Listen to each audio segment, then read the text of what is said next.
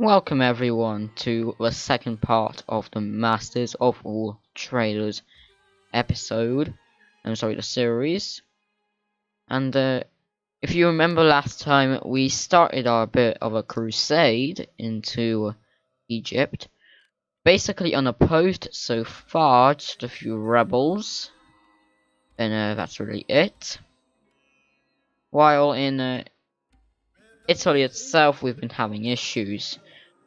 This fury of the righteous here, the rebel army under this man called Luca, has been annoying me for quite a while now, but I cannot get a proper army to try and stop them because every time I go bankrupt. And now I'm hoping to actually be able to stop this from happening ever again. And this is going to be the main event of this day. It's going to be the main part of today's video. Trying to get rid of these rebels and possibly expanding to Mersa matruh, or even to that legendary city of Alexandria. But can't say that that's a 100% going to happen. Anyway, as we return just to see what they're going to do, we're going to end the turn here. And we'll see what they do. Another rebel army has just appeared.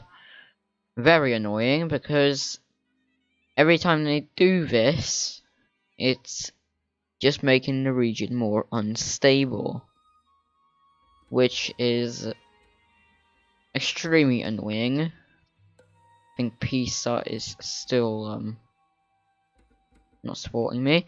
The Ayyubids have moved 3 armies up to my territory. I think we cannot get a peace treaty with them at this point, which sucks. They are going to be attacking Genoa here, the rebels, finally, because this means I can just easily auto-resolve them and have their stupid moves against me finally done with, meaning I can finally have this. No, Commune of Bologna just gives me an alliance which I will happily accept. I think a lot of Italian states are now declaring war, and in the next turn we learn that the rebels have been destroyed. Our food's back up over there, which is another good thing. We're going to be building a piazza in Aiko, and now with them gone, so shockingly, as unexpectedly as we thought, we might as well shift our sights to Augusto and his campaign in here in Africa. He is currently not losing and not gaining integrity, but currently I think it would be good to execute deserters to make that grow to a point where we're actually safe. Our King Pietro is currently the governor in Africa. Grimaldo is our governor in Genoa. And Augusto, our general, I'm just quickly showing you, is just a castellan, and he's not really that high rank. I mean, at least he's a higher rank than someone like Ansaldo over here, who is just a warrior. Talking about that, we could possibly think of getting some dismounted Templar Knights, which I would happily take. Because in this playthrough, I think, because we've literally got a Templar banner, or a banner that looks like a Templar banner, we might as well just side with them over the Hospitallers. No offense to the Hospitallers. Grimaldo has an unassigned skill, which is going to increase his authority to lower the loss in public order. We're going to be getting dirty rich in all of this as well. We're making a load per turn now with the rebels gone. And my main hope is I can lower taxes if I haven't lowered them already in my last video. The Venetians are just doing what Venetians do. Just randomly going about the sea. Looking for places to colonize, I guess. The Ayyubids do nothing, they actually just move an army and encamp just outside of the city. Probably thinking they are going to get a response of some meaning. Obviously, we're not going to give that to them. And we find out that the smallpox has now spread to Bologna. Which, while annoying, at least means Genoa isn't the only infected place. And on further inspection, our tax level is already at the lowest it can possibly be. So our European territories are currently pretty annoyed.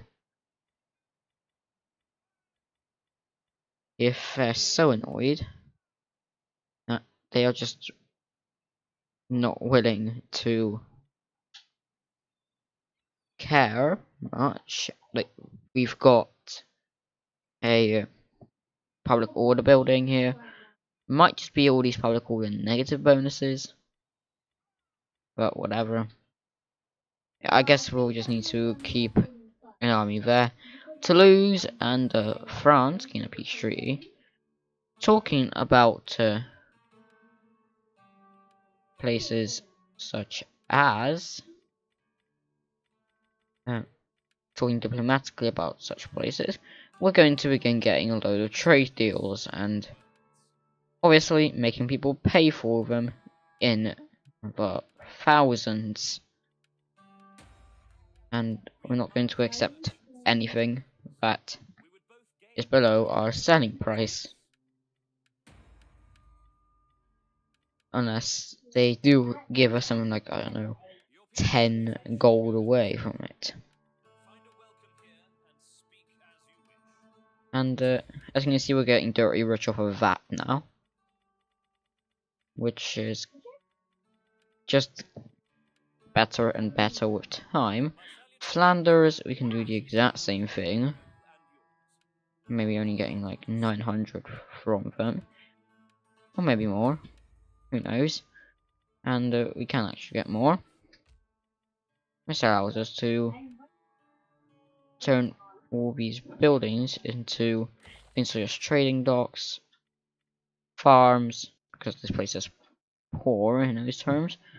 We're going to be making ourselves a cow herd, a wheat mill, and a Catholic chapel. Meanwhile, nothing really happening in Europe, nothing really happening in Africa. Everything's being turned into European culture buildings. Everything is going all right. The English not doing anything. We get an alliance offer from Milan. And we are going to accept, obviously temporarily, we're not going to be doing this forever. An Italian crusade seems to be taking place. The after we the Genoese have taken the city, I think the Venetians have realised there's profit to be seen, and obviously both us and Venice only see dollar signs wherever we go, isn't it? So those good old signs have came to lead us here. Bro, I know it's not dollars, it's Venetian currency. I have no clue how to name. We're going to build an ecclesiastical domain. Sorry if I butchered that. I have no idea how to say anything nowadays, as you might have guessed. We learn of the Duchy of Bavaria existing. which I guess is nice, but don't know what we're going to get out of that. The Bavarians are landlocked, so no trade, meaning we're not going to be getting any money from this. And talking about money, that looks like a pretty fat paycheck to have. Meanwhile, Augusto just still chilling, currently gaining integrity. His army's obedient at the moment. We get an assignment for Pietro, who's going to increase the taxes, because why not? It's just another city.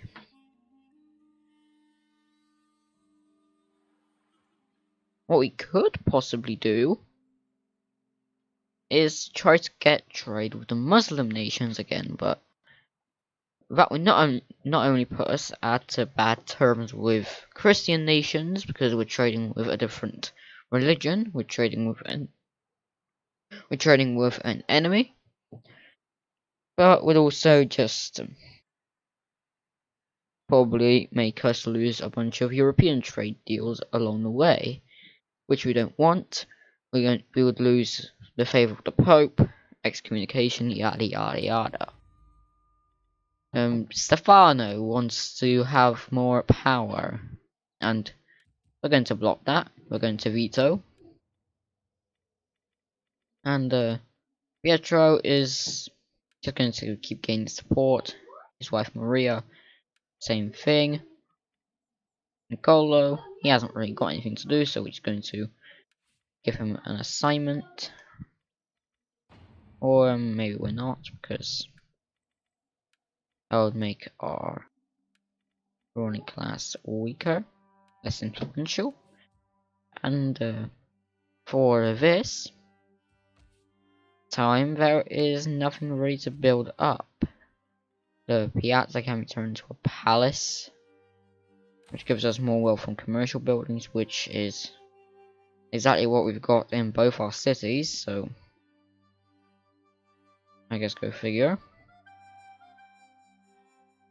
The military order priory could be turned into a Catholic priory, and obviously we're going to do that because currently we're not in the best of spots when it comes to our sanitation in these areas. Here we might be able to get rid of something, not really sure what.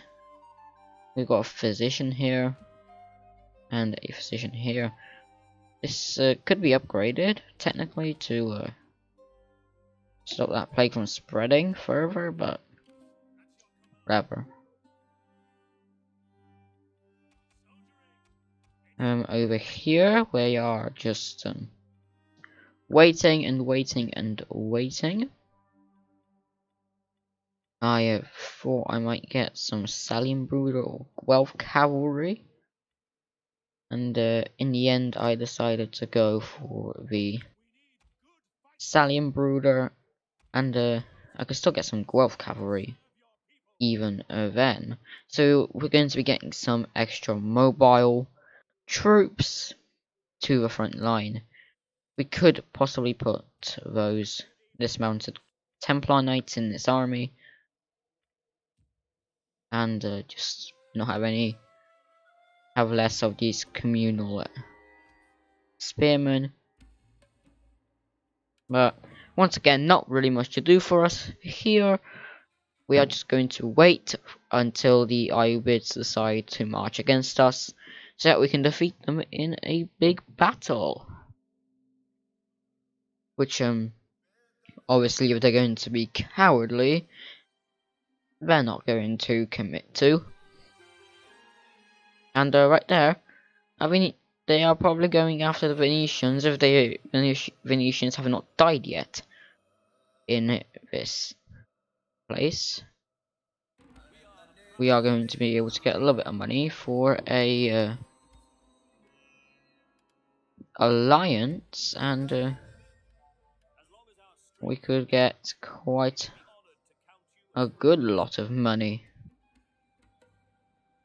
by just adding military access to it. Now, here I am going to try to, while we get through all of this, I'm going to gamble a bit. And this gamble is going to be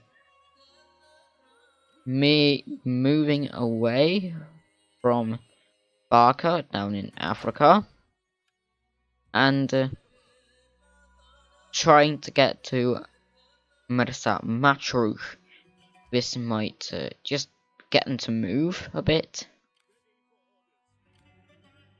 It will mean that we'll get rebellions here, but we have got a garrison, so technically we can hold. So we're just going to just plant ourselves just over the border and end the turn.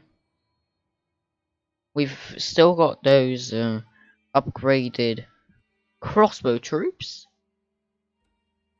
in our army, so at least we've got that as an advantage. The Sicilians and the Pisans just doing nothing, moving their armies in the ocean. And that's basically what's going to be happening for the Christian nations that we can see this turn. Other than Serbia, which decides to give us a non-aggression pact. Which I'm going to accept, because why not, isn't it?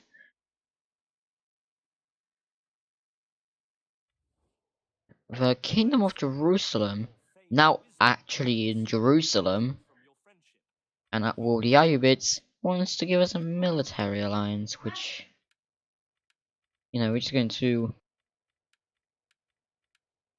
make them pay a lot more for than they really do need to, but here we get the battle we really wanted. A huge battle between us and the Ayyubids.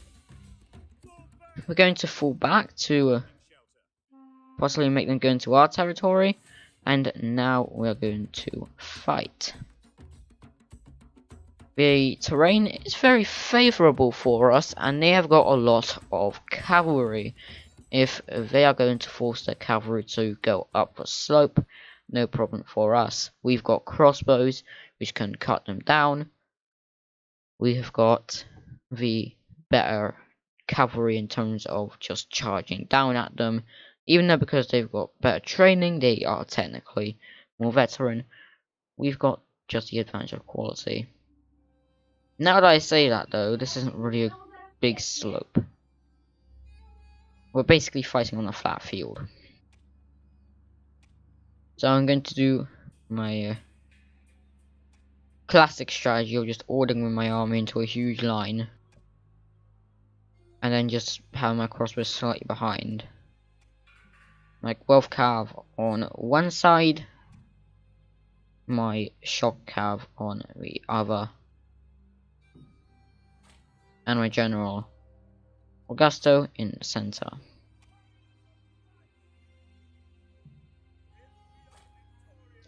We're going to stretch it out. Augusto here, looking fine and dandy. Even in the moment where we might die. And our invasion of this place fail. We're going to change up our formation a bit. We're going to extend it quite a lot, and from there we're going to try and defend, constantly changing formations to try and suit what the enemy's throwing at us. Sadly, this is our only army in the area, so if we lose this force, we're done for. We're going to lose all of our knights. We're going to lose all of our Templar knights, so all of our Italian knights. We're going to lose our only good general, who has experience in warfare.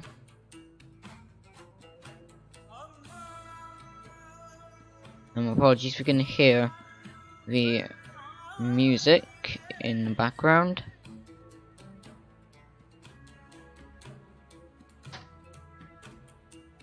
I'm just going to keep moving. Seems like our Guelph Cav can defeat their Jarednach and Ascari cavalry, but these Ayubid Ascaris are just too good. Technically, our Guelph Cav doesn't have the best statistics, but they do have excellent attacking as cavalry, making them a decent anti-cavalry unit. So technically we should do well.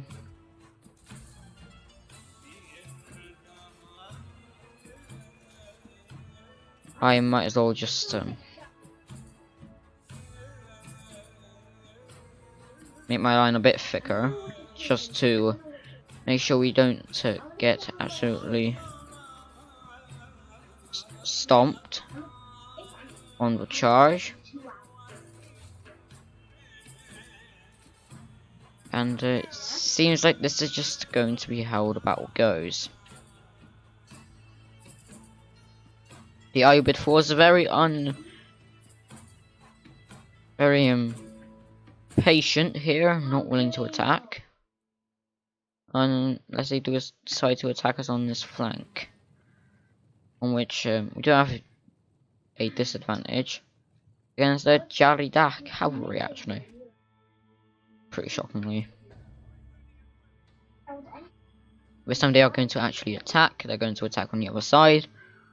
And we're going to answer back by charging in wedge formation with our Italian knights.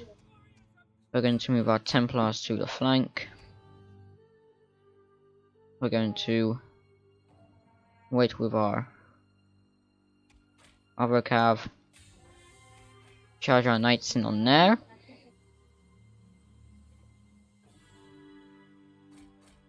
And immediately move in on that side.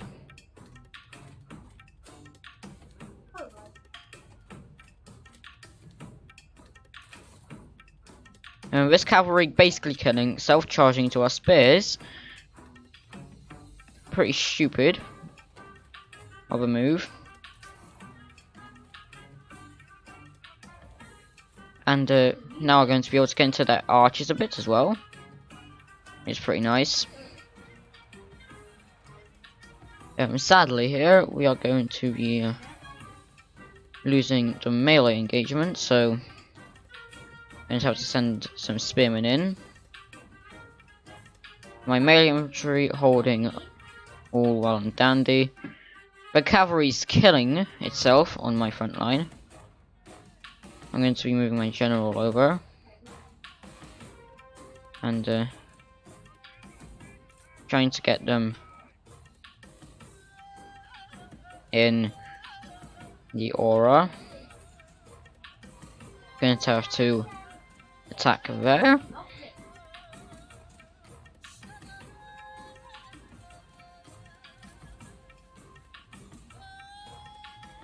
I'm going to keep on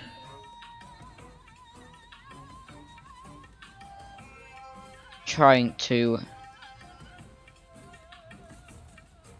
charge all their cavalry down. We see their general, or one of the two generals, and we're going to, or we were going to attack before the enemy came in with a also their own. Our Guelph Cav here actually defeating the enemy's melee Cav. We're going to send some spearmen to this flank. This Guelph Cav finally routing. Somehow. We're going to send these communal spearmen over. And we're going to be sending more Guelph Cav into that melee engagement. We're going to charge the flank there. And we're going to attack these Tawashi.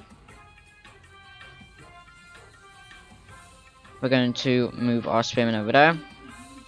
And have our Guelph Cav move in to try and attack those archers. Going to have these enemy cavalry charged it down. We're going to be moving our infantry in. Our general finally defeating them over there. And these infantry there were defeated, sadly. Finally though, our Guelph cavalry are in the back line and we're able to do loads of damage to the enemy, which in the end is going to be pretty vital, I believe. We're winning the cavalry engagements. Our Guelph cav all fine. We're going to move those Guelph cav out of there pretty scot-free because luckily they were spread out and we've avoided the classic Attila move.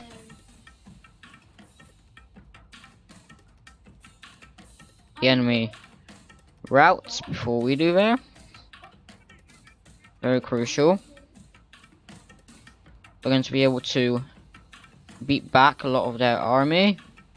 Our infantry finally in a spot to defeat them.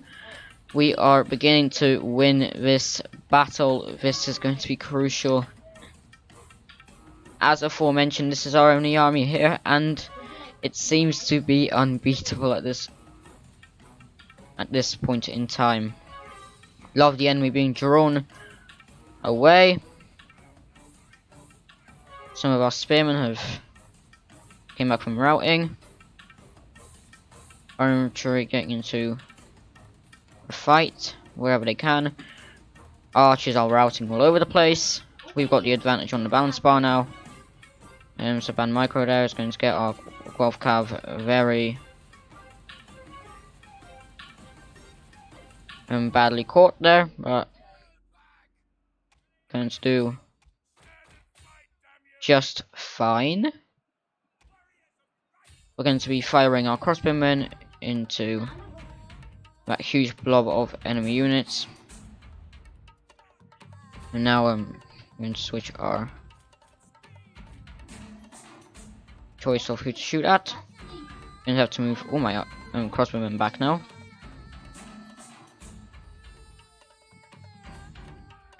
Luckily our cavalry is so good that they are actually holding their own in melee against enemy spearmen.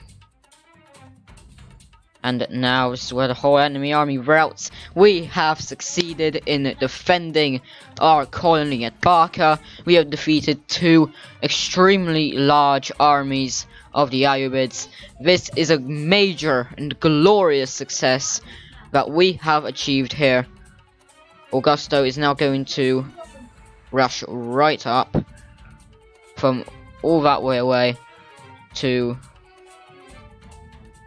try and hunt as many down as possible. I'm going to have some troops racing around, going to kill as many as possible. Going to run into this huge Harafisha infantry blob, or Harafisha, or I don't really know. Even in this moment of triumph, I'm failing at something. The Sultan's bodyguard is de facto dead at this point. The Harafisha infantry being hunted down. As I speed this process up for you guys. No point of you seeing me just hunt down the remains of a dead army. Don't want it to be an extremely difficult engagement. We came out with some casualties, but not an amount that we cannot get back.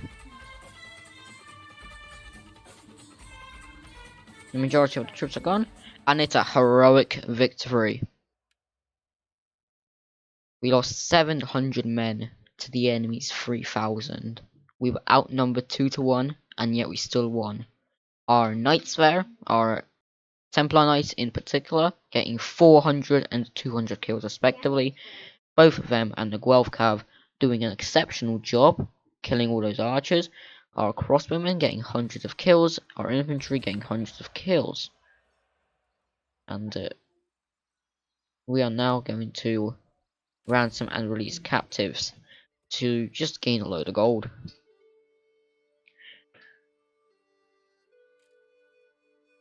With all those armies now basically dead and out of the picture, the city of Mersa Matruh is undefended, and not only can we attack the city, but we can probably go back and defeat that small force.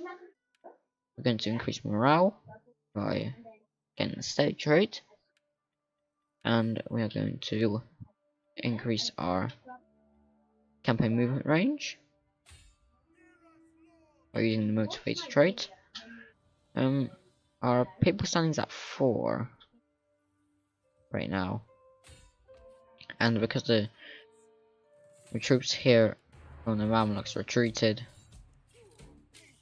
we were not able to actually catch and defeat them completely. We took 53 casualties, but that doesn't matter. We're not going to just kill a bunch of Muslim captives. No need to keep them there. And then now we sadly cannot reach that area there.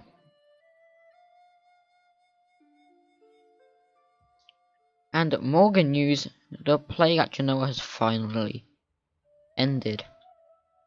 We do have quite a lot of sanitation here, and I think that might be because the joint physician and metropolis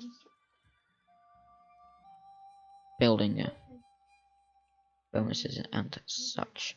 We're going to switch this to a large city from a castle, because the large city gives us more sanitation, and at this point sanitation is going to be extremely important.